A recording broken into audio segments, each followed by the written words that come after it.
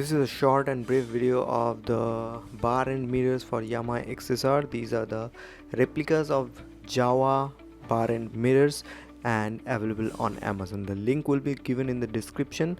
If you want to buy, go buy from there. And this is the full tutorial how to install that on your home. So let's get started.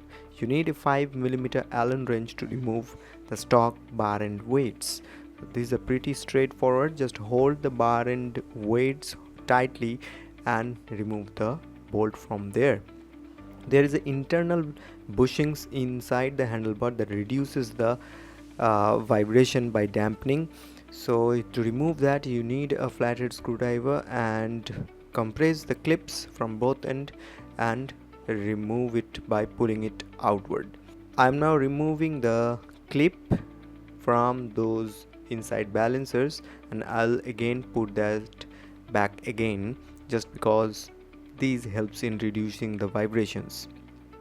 And if I need to remove them, I can easily remove them later on by using longer Allen bolts. So they go inside. Now as you can see, these are the mirrors, the well built, fully aluminum made. They comes with the rubber bushings as well. So you need to insert that in the end of the handlebar. This can go both ways. You can set the mirrors upward or you can set it downward. It's up to you. Fits really well, is very well made, doesn't vibrate. Show you the highway riding video in a moment. Just hold the mirrors tightly and tighten the Allen bolts, and that's how you fit these mirrors back in.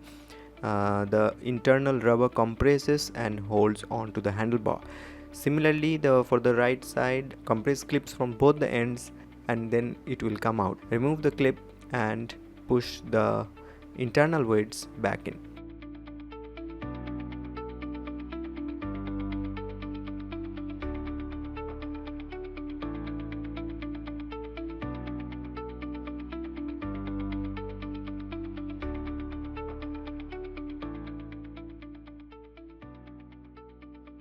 You can see this is how the mirror works, and it's fully adjustable.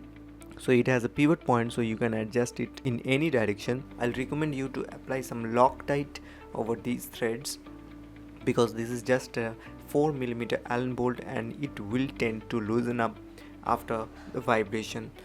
So just one drop of thread locker and they are good to go.